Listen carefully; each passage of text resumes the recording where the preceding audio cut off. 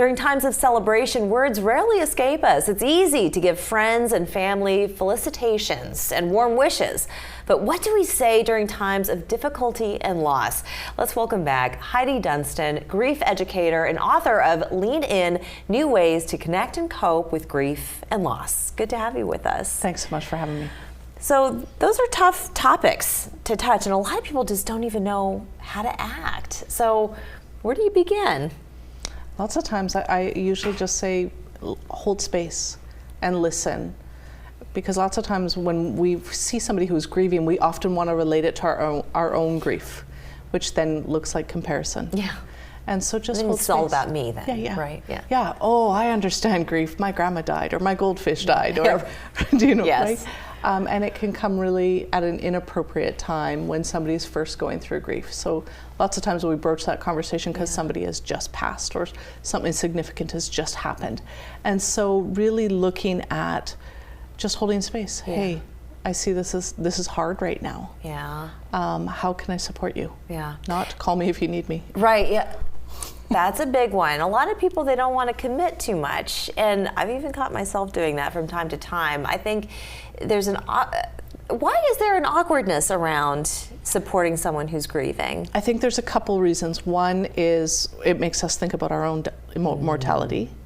Two is griefs as individuals are fingerprint, and we judge people how they're moving through grief because it's not how I would do it. Oh, yeah, right? That's true. And, you know, oh, you're crying so much, or why aren't you crying, or why did you take your wedding band off, or aren't you going to just get another dog? Yeah.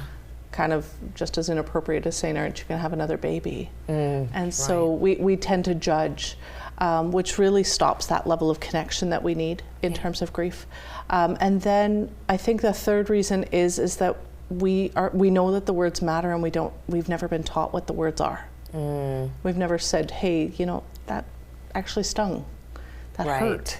Can we word it a different way? And so that's what I do, and why I love teaching people the awareness of grief and what to say and not say. I want to ask you how you embarked on this journey of teaching others how to support those who are grieving. I lost my husband, You did. and I had friends who loved me, but just said things that missed the mark. You know, don't worry, you'll find love again 2 weeks after he died. Too soon. Yeah, a little soon. Yeah, yeah. And for you, maybe not for somebody else, right? And they're only kind of coming from their point of view. But and I will always love my husband. Sure. And so it's not a light switch. So I'm sorry to hear that you lost your husband. How long ago was that? It'll be 6 years at Christmas. 6 years ago. Oh gosh. So Yeah. we say that time flies, but you know we never forget. And when you came to the realization that you weren't receiving the support that you had so desired, because for someone who has lost someone or something, you know what you want to hear, but it's rare that you hear it, and it's also hard for you to articulate it sometimes yourself. Totally, yeah. And I think that's why I ended up coming to this work, is because I started going into groups with other widows and realizing that my story wasn't that different. And many of them, their frustration and grief was really about the people who said things that missed the mark, or that they said nothing at all. Oh. And that silence was deafening. Yeah, what's worse? It really depends. It depends on who it is. You know, your best friend saying nothing to you, and that stings. Sure.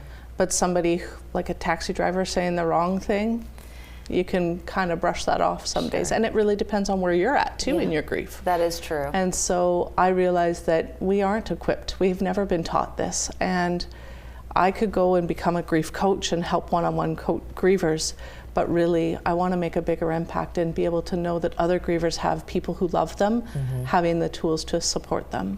You know, last week we just spoke to a teenager who was, she's made it her mission in her young 15 years of life to teach other kids her age empathy. And we talked about the difference between empathy and sympathy. What are the differences for you? Empathy really is about seeing people, loving somebody exactly where they're at, good, bad, and ugly, without judgment. And the difference, I always say to people, you know, the show America's Got Talent, when they hit the golden buzzer? Oh, sure, yeah. Does anybody, when they get the golden buzzer, do they all respond the same? None of them do.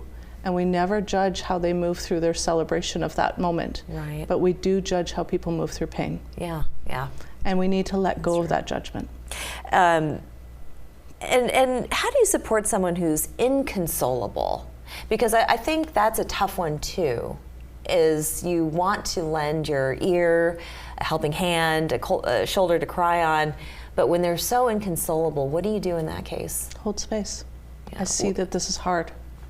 If you don't want to be alone, I'd like to be here.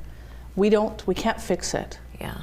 And it's okay just to witness it and say, you know, if you don't want to be alone, I will sit with you. And it'll be uncomfortable. Mm-hmm. But guess what? The people that sat with me in my darkest moments, I cherish. Yeah. And I will forever. Yeah. The people that missed the mark, those relationships have faded. Mm-hmm. And some of them were ones that I really cherished before my husband passed. Yeah, sometimes loss can separate the wheat from the chaff, as they say. It totally, yes. Heidi, thank you so very much. Thank and of course, you. your book is available, and we want people to encourage people to read it, because I think we can all do with a lesson on how to support others who are grieving and suffering loss. So thank you again for joining us. Thank Appreciate you. your time. We're back after this.